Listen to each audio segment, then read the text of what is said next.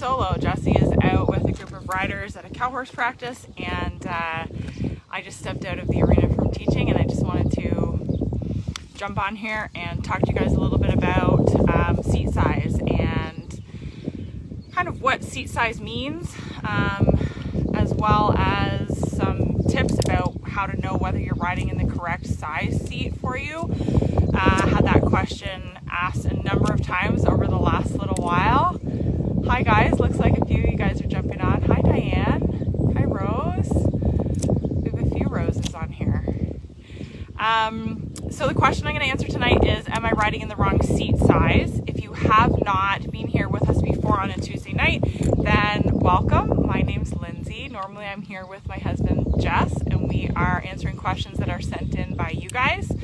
Tonight I'm flying solo, so I'm going to do my best here. You'll have to bear with me a little bit because I do want to actually show you some saddles, so that I can kind of illustrate some of the differences between different types of seats and measurements and things. If you have technical difficulties and you're getting frustrated with your internet connection, you can always catch the replay if you have signed up for our email list, which you can do by hitting the sign up button on our cover page on Facebook, or by hitting the link in our biography on Instagram, or just by going to hayescofeldperformancehorses.com/subscribe. You can get onto that email list, and then we'll email you on Tuesday morning and let you know what the topic is for the evening, and give you a chance to ask questions or add to that and get your questions answered when we're live, as well as anything else we have going on, any featured tack or what's going on in our online program Momentum. That all comes out on Tuesdays right to your inbox along with the replay. So if you do have technical difficulties, you can find that replay in your inbox. The other thing you can do if you haven't accessed this already is on our website we have an education page, and in that education page is a search bar. First of all, there's some freebies. If you haven't accessed our freebies yet, you should do that. We have a trot rhythm video series, and I have a video series about lope departures on there, teaching you how to do them, how to fix them. And then there's also a search bar on there where you can type in anything. You could type lead changes, you could type, my horse is herd bound. You could type in anything that you have a question about, and anytime that we've mentioned it in one of our Facebook Lives, it will pop up in that search bar. It'll pop up for you, and it'll take you right to the timestamps where we've mentioned it, so that you can either scroll through the transcription a little bit and see if it's what you want, or you can listen to it as an audio file, or you can watch it like this as a video. Okay, so shout outs for tonight. Kim, I saw you on here.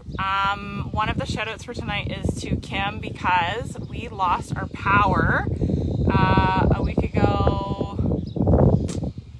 and a half ago, I guess now. We were out of power. We had a terrible storm here. A lot of you guys from Ontario experienced the same thing, and we lost power here for 3.5 days, and we had to go over to Kim's place and get water because our well and everything wasn't working. We needed water for the horses. So I wanted to shout out to Kim and thank her for helping us out there. We got a lot of horses and cows on the farm, and in a pinch, being able to call you up and run over there and get water was awesome.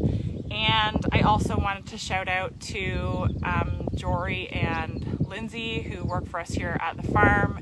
It's 32 degrees and felt like 37 here today, and they busted their butts all day long to make sure that everybody got taken care of. I just wanted to shout them out. We don't shout them out enough, I don't think. So thank you, Jory and Lindsay, and there's Kim. Yeah, we appreciate that so much. Okay, so seat size. Am I riding in the wrong seat size? So one of the things, I just want to start out by saying this, one of the things that we see a lot, and is a really hard thing to tell somebody, is that they're riding in a saddle that's too small. Most people are, if they're riding in a saddle that's not the correct seat size, are riding in a saddle that is too small. So chances are, if you're watching this and you're wondering if you're riding in the wrong seat size, chances are that you could be riding in a seat that is too small. The chances are more likely that you're riding in a seat that's too small for you than too large. most people, even a lot of people who, you know, are very small or not very tall, most adults will ride in at least a 16-inch saddle. A lot of people like to try to fit into a 15.5 and may fit into a 15.5 when it's sitting still on a stand. But for most adults, a 15.5-inch seat doesn't give you enough space to open your hip enough. So I just want to start with that. I know that if Jesse was here and we were talking about this, he would say, no, most people are riding in a saddle that's too small, but I'm not going to be the one to tell them. And that is something that we discuss a lot. So if you are riding in a saddle and you're not sure whether you have enough space, or you're not sure if you're riding in the right seat, it could be that you need to go up a size. There's absolutely nothing wrong with going up a size. Okay, the other thing that I want to mention really quickly here right off the top is that seat size has a lot of ways that it actually influences your horse. So I think a lot of people get into a saddle, sit in a saddle, you know, at a tack shop or something, and they think, oh yeah, this feels comfortable to me. But the wrong seat size can put you in the wrong place along the horse's back so that you're not actually centered over their center of gravity. So that ½ inch, the difference between a 15.5 and a 16 or a 16 and a 16.5 can make a massive difference, not just in how much space you have to move your body when you're on top of the horse, but also how much you're able to influence your horse. Because you could, if you're sitting in a seat that's too small, especially, you could be sitting too far forward on your horse's back. It makes it hard for you to access the back end and influence the back end, get the hind end driving, you know, get the hip to move to the inside. All of that stuff can be way harder. Getting your lead changes, all that stuff can be way harder if you're riding in a saddle that is too small and putting you too far forward on your horse's back. So what is seat size? Seat size, right off the bat, if you're not familiar with seat size, is the measurement from the gullet up to the back of the cantle. So there's actually, this is kind of handy right here that the saddle's sitting right here. It's the measurement from right here to right there. And in this case, that saddle right there is 15.5-inch seat. Okay, that's a 15.5-inch seat. And the other saddle that's behind me, I'm not sure if you can see this, if I scoot over a little bit here, the measurement on this one from here to here is 16.5. Okay, so you've got, in these two saddles, you've got 1 inch of difference if you measure from the back of the cantle, the back of the pommel to where the seat matches in up at the cantle. Okay, that's how you measure the seat size. Now, maybe I have to just sit back here a little bit and you can see both of these. Actually can, not too bad. So if you look at these two saddles, you can see a fair bit of difference in the shape of them. And that's where I want to go next, where part of what we're looking at when we look at seat size is that measurement. Sorry, my board's falling over there. Part of that is that actual measurement from the back of the pommel to the top of the cantle. The other part you have to look at is the actual usable part of the saddle. And a lot of, especially older saddles, are made with either a lot of padding up in here, or what people call a really high rise or a really narrow twist. And that will give you even less usable space in the saddle for, you know, your bum. Everybody likes to think about their bum, but like for your pelvis to sit in there and for your pelvis to open up, having that rise and having that built up the way that it is may make it a little bit more comfortable for you to sit in initially, but it does give you less space to actually sit into the saddle. You can see that, unfortunately I didn't have another saddle that was a 15.5 to set right beside you, but you can see that there's actually far more usable space in this saddle here than there is in this saddle. That's a very small amount of space to fit an adult pelvis. Okay, if you can imagine it that way, to fit an adult pelvis. So you haven't just got the actual measurement, you've also got how much is it built up and how much space is actually usable for the rider. those are things that are really, really important to look at when you're looking at saddles, if you're trying to buy something online, or if you're doing kind of an evaluation of your own saddle and looking at it again. You know, you need to have enough space that you can open your pelvis joint. You know, you can open that all the way up. And if you don't have that in the saddle, the existing saddle, you may need to look at either a bigger seat size or the same seat size, but without such a big rise, without so much built up in the front. Before I move on from that, I do want to say, because I know a lot of people are saying, I need a narrow twist, I need a high rise, it's just not comfortable for me to ride in a flat saddle. There are lots of things that you can do to a saddle, especially if you go custom, to make it so that you are comfortable when you swing your leg over it. Okay, so it's not just about building it up in here, it's also about reducing the bulk down in here so that the saddle feels comfortable for you to sit in and wrap your legs around. Okay. So what happens to the rider if the rider is in a seat that is too small? Let's talk about that one first, and then we'll talk about what happens when the rider is in a saddle that is too big. A rider in a seat that is too small is going to have a hard time opening up their hip. Okay, so by opening up your hip, I mean, you know, if you, well, I'll just show you.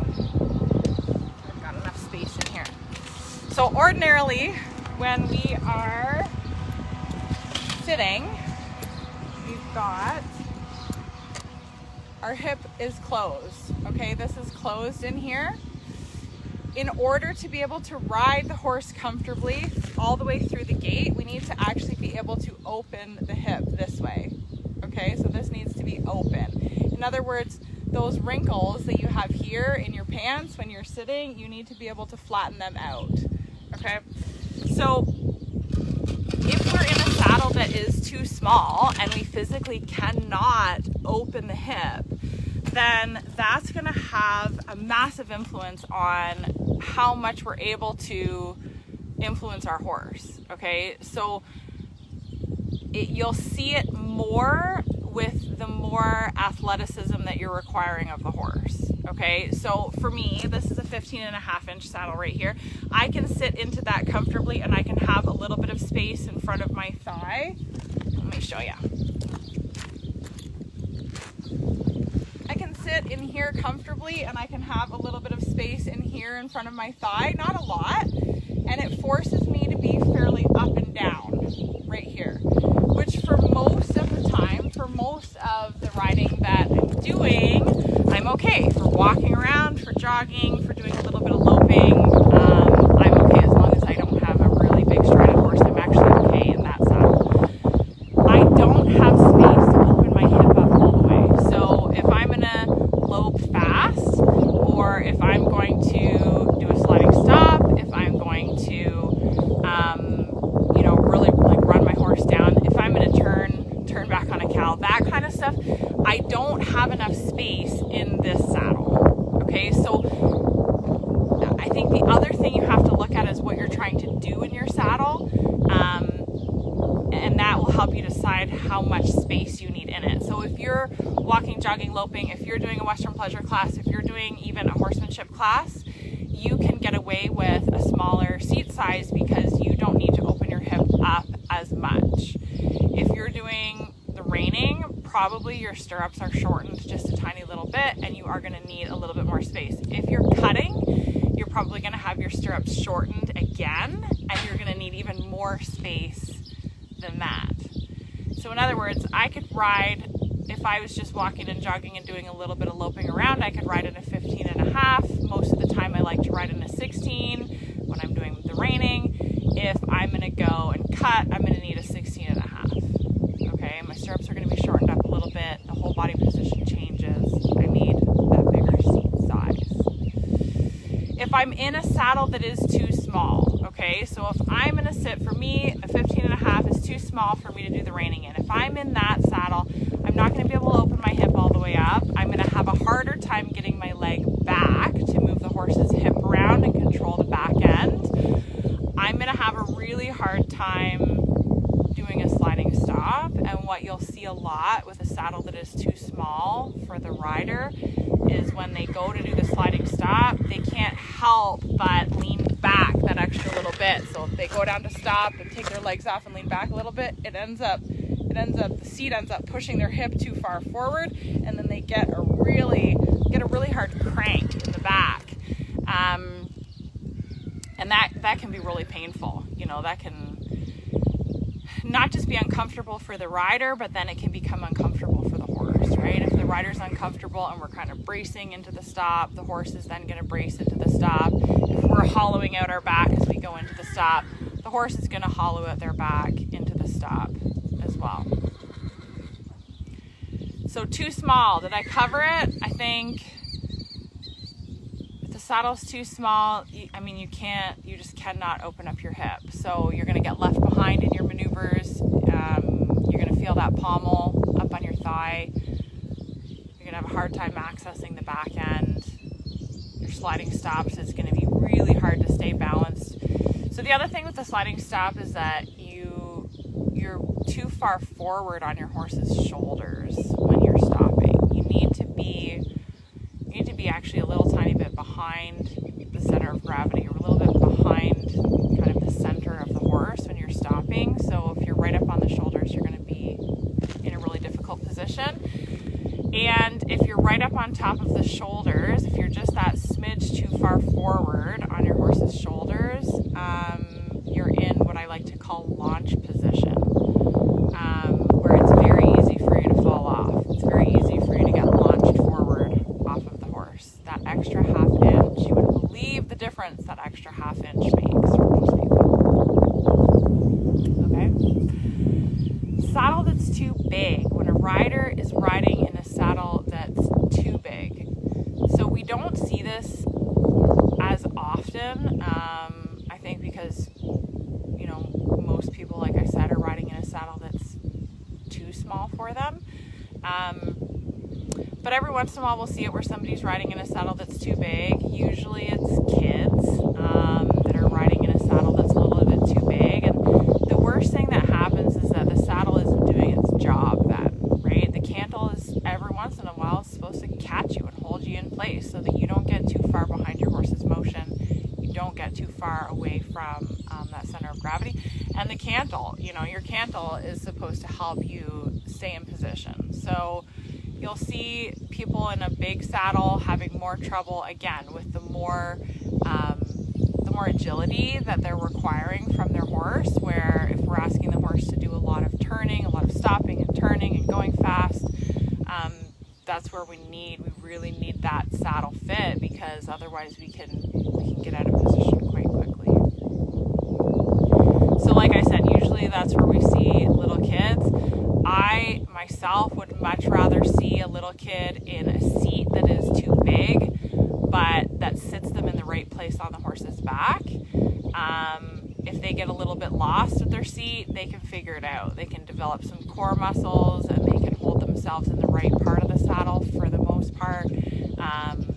Whereas in a saddle that's too small, like I said, it's dangerous. They can be put up on the horse's shoulders and put into launch position too quickly. It doesn't allow them to open up the hip, which means that the body is very, very straight, which means that if the horse loses balance at all, a lot of times it's the rider falling off forward or getting pitched forward,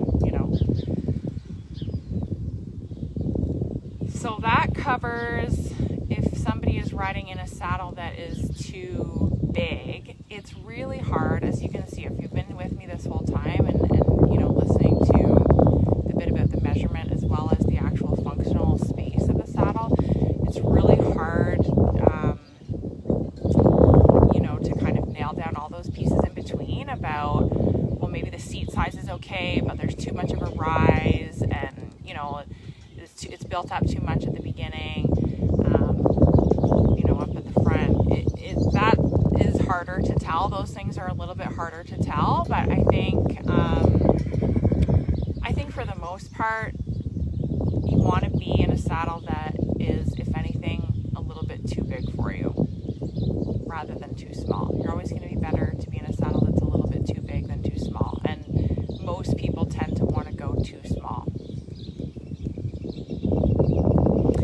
So it was Angie that asked this question, and Angie and I do not know each other. I hope that this was helpful to you, Angie, and there are a lot of other things that influence saddle fit beyond just the seat size. So that's another thing definitely to consider. Stirrup length, like fender length, is a really important one. The amount of cutout that you have underneath your leg that allows your leg to hang down is a really important one. We've done a few Facebook Lives here before. We've talked about some of those things. We've talked about fender length. We've talked about stirrups. Stirrups are another one that can change the fit of a saddle in a pretty big way. And there are a lot of considerations when finding a saddle that really fits you well. I think the best advice that I can give you, it sounds like you're trying saddles out right now, is to not sit in a saddle,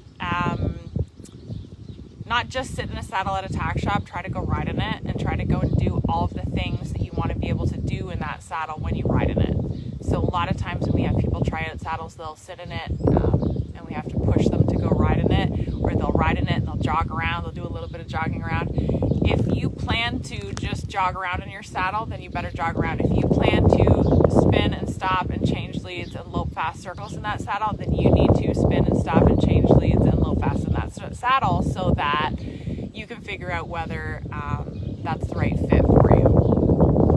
Okay, and I think most saddle places are pretty reasonable about letting you try them out, and if you can't, then maybe you can borrow a saddle from somebody, borrow a saddle from a friend at the barn, something like that, and kind of get a feel for those different things. Collect a little bit of data. Measure the seat, have a look at the rise in it, how much usable space there is. If it's not a bob saddle, like we sell the bob saddles and we do a lot of custom saddles now, if it's not a bob saddle and you're trying to stay within a budget, then you can still do a lot as far as comparing that saddle that you're looking at to a really well-made saddle like a bob's, and kind of see if functionally it looks the same or looks fairly similar. Okay. This is a saddle that I use for lessons here, so it is a little bit more budget-friendly saddle than a bob's. You can see by looking at it that it does have the higher rise. It's built up a little bit at the front.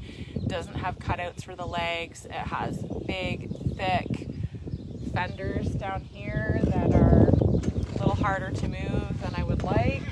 All of those things will affect saddle fit. But sometimes you gotta compromise.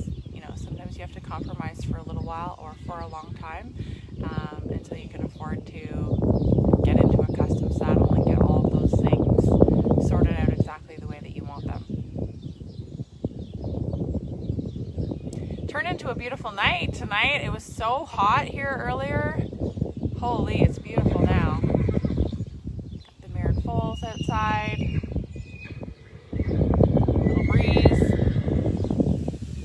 Okay, I don't see you on here, Angie, but I hope that answered your question. I'll just see if anybody else had any questions that I missed. If you have questions, you can let me know what those are. Okay, yeah, so Steph is saying, do I need a bigger saddle than my horsemanship saddle if I decide to work cows? I don't know what size your horsemanship saddle is, but chances are, if you're going from horsemanship to working cows, you're probably going to have to shorten your stirrups up a little bit. It's kind of like the difference from, I don't know if you guys have seen those, there's some really good diagrams for English riders where there's a rider sitting on a saddle and you can actually see the ankle bones of the rider, and adjusting the stirrups in relation to where the ankle bone is. And a dressage rider will ride with the stirrups down at the bottom of the ankle bone, whereas somebody who's jumping is going to ride with the stirrups a little bit higher. That's kind of the same with the Western events, where in horsemanship you're going to have more of a dressage type body position where it's very straight up and down.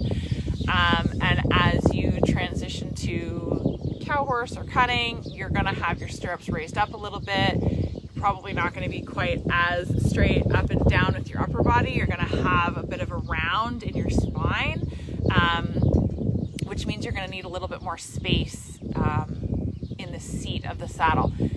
That being said, a lot of people who ride in the all-around classes at the quarter horse shows will use a very similar saddle or very similar tree to what we ride in with the reiners. So there is a fair bit of versatility across those saddles, especially the high quality saddles. There's a lot you can pretty easily transition one over.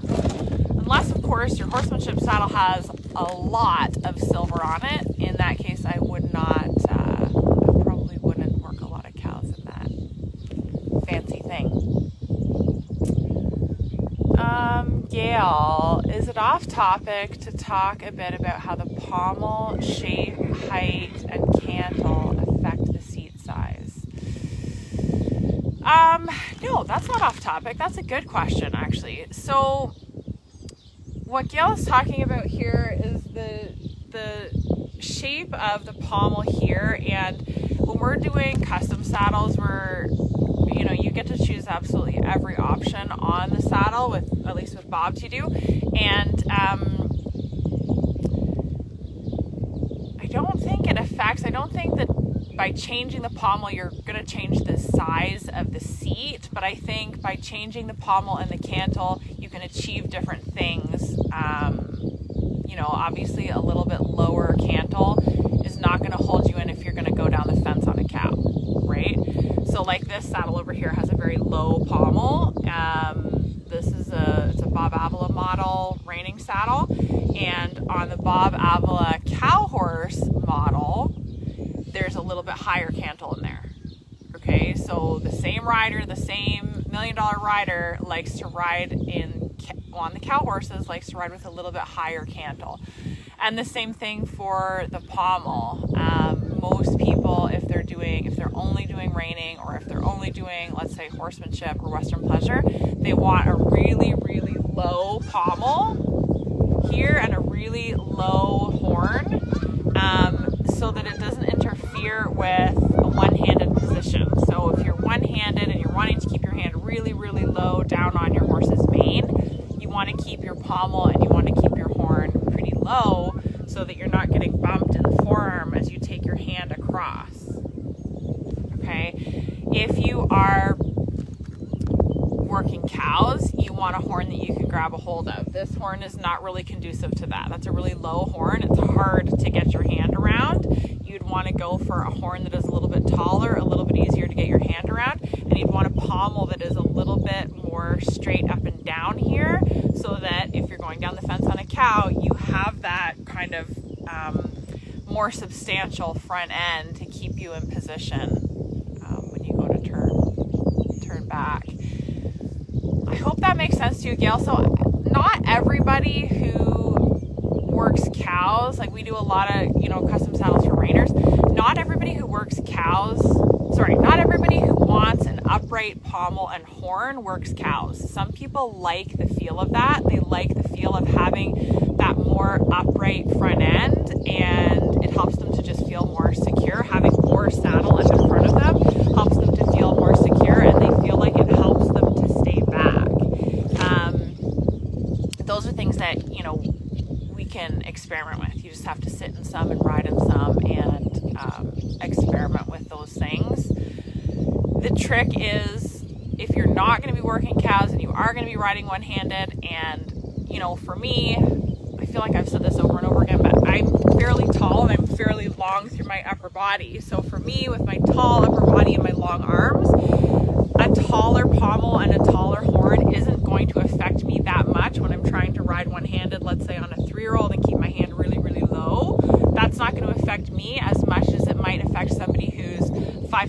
5'2", doesn't have as long arms, and is trying to keep their hand really low. So those are the things where with the custom, you know, we can go through all that stuff and try to identify what is going to be the best for you. I hope that answered your question as far as seat size. It's just creating a different, like you said, you said this right here, the fit rather than the size. Exactly, that's exactly it. Alyssa, you may mention it, but what about pommel width? How does it change the feel? Most of the saddles that we do, it's only the difference of a ½ inch or maybe an inch. I think a lot of it has to do with how wide you are in the hips and whether the rest of the saddle fits you correctly. I feel like if the rest of the saddle fits you correctly, you won't notice a whole lot of difference in the width. It's just whether you like it to be wider in the front or narrower. If the saddle is an incorrect fit, then having it that extra little bit wider is you're gonna feel it up on your thighs. You're just gonna feel that a little bit more, and you'll feel like your legs are apart more, if that makes sense. Other than that, I don't think it makes a huge difference. And that's, Did you have a more specific question about that, or does that answer that? I hope that answered that for you. Alexander, hi, nice to meet you. Thanks for coming out. Yeah, so I hope that answers your questions about seat size.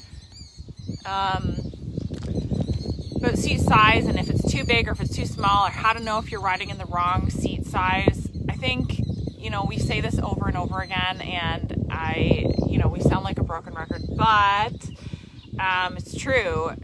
The better quality saddle you can invest in, you absolutely have to look for quality. A good quality, a well-made saddle is more important than any of the things that we just talked about. So, I have seen saddles that are a 16-inch and have less riding space in them than a 15.5-inch that is a better quality saddle, if that makes sense. The age of the saddle, like a lot of older saddles will have that bigger built up front end. But I think the best piece of advice always comes back to look for the best quality saddle that you can afford. And if you have to save a little bit longer, if you have to borrow somebody's saddle for a little bit longer, then borrow that before making an investment. And just try to stick with quality over anything else, over trends or even what's readily available. Take your time, spend the money, save the money, and then invest in the best quality saddle that you can. Tammy's asking, if you aren't ordering custom, what is the proper way to measure yourself for seat size? That's a hard question, I think, Tammy, but I think because seat size ranges so much from saddle to saddle, like, yes, the measurement is the same, from the back of the pommel to the top of the cantle is the same from every saddle, but the actual functional space of the saddle is different from saddle to saddle. I think the best way to do it is to actually sit in the saddle, and you want to have a little bit of space for your thigh. You don't want your thigh to be pushing up on the pommel. Okay, you want to have a little bit of space. You want to be able to fit your hand in there at least. And you want to be able to go and do whatever maneuvers it is that you're doing in that saddle and still have space to do those, right? So I've kind of talked about how you need a different amount of space based on what maneuvers you're doing. You don't want to just sit in the saddle and see if you literally fit into the saddle on the rack. You want to actually get into the saddle, ride in it, walk, jog. If you do a posting trot, or if you stand up for your ranch riding, or you want to get in and do all of those things. You want to go lope, you want to go stop, you want to go change leads, you want to, go work a cow, whatever it is. Maybe you're not going to go work a cow in somebody's saddle that you're borrowing, maybe a flag, maybe a few rollbacks, something like that. But, you want to see see if you actually have enough space in that saddle to move around in the maneuvers that you're doing, because your seat size, you can't just do, it's not a one size fits all, right? I can't say, oh, if you're this weight and this height and this inseam, then you're probably this size seat. It also depends on what event you're doing. It depends on how much mobility you have with your hip. It depends on how much you like to move in the saddle. Some people like to feel like they're really in there, they're really stuck in there. But I would say that most people are at least a 16-inch saddle, and if you are really long-legged, or if you are really tall, then even if you have a very small waist, going to a bigger saddle is going to be better, because you need that space for your hip to open. You're still, if you're very, very tall and you're in a saddle that maybe fits your bum but doesn't allow your hip the amount of space that it needs to open, then that saddle is still going to be too small for you, even if you feel like you have a lot of space with your hand in front of your thigh. I hope that's helpful. I know that kind of maybe made it more confusing for you, but I think there are drawbacks to ways that people are being measured for saddles right now, and that's my input.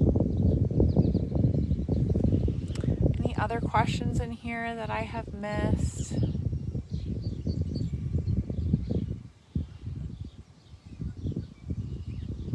I think, Tammy, if you can try some saddles, try some different people's saddles and see what fits you the best, you'll get a pretty good idea.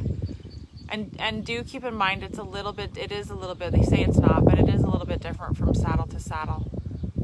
Even within a brand, the type of seat, style of the seat can make a big difference. All right. Thanks for being here with me tonight, guys. I hope that this was helpful for you and maybe give you some things to think about. And I hope that we will see you next week. We are going to change the time of some of these for the summer. Just because we have a busy show schedule. So I will let you guys know when we will be back next week, and we will answer some more questions. If you have a question that you would like for me to address, like for us to address in one of these lives, you can send it into our email at hayeskofalph@gmail.com, and we'll add it to the list. If it's something that we've already covered, maybe I can shoot you the link for that video. Otherwise, I'll write it down and we will try to get to that for you, get that well answered. We don't have anything else that I can tell you about right now. Momentum is closed up for the moment. All of my Momentum members are just about to go into the last maneuver for Ranch Riding Pattern 1. We've gone through every maneuver so far, and we're going into the last maneuver this week to finish off our AQHA Ranch Riding Pattern 1. So everybody will have lots of coaching all the way through that. That's going to be awesome. I love seeing everybody's videos. I see a few of you Momentum members on here. Love seeing everybody's videos and riding logs and things. Can't wait to hear how you do at your next horse show. Our clinics are booked right at the moment. You can get on our email list, stay on our email list, keep your eyes on your inbox for more clinics. We will have a few more towards the end of the summer. I'm sure you can understand right at the moment we are in the thick of show season, so we are pretty committed with that. We will be looking at having some more clinics towards the end of the summer. And, the other question that I had was, how are the babies doing? The babies are all doing really well. We have the no smoking required out of the juice mare. That is the oldest one, and she's doing great, Judy. And we have little Joe Cash out of our Josie Yankee mare, who is doing great. Had a little bit of trouble with a joint that went septic, had to go into OVC, got looked after, is thriving now. And then we also have Jen Zanet baby, who's the Hollywood Dunnet stud that we stand here at the farm. Jen Zanet baby out of a chocolate Chickalina mare that really light dun that I posted some pictures of that you guys saw, and he's doing great as well. So we'll be back next week. I'll let you guys know on the timing for the next few weeks, and look forward to seeing you then. Thanks for being here with me tonight.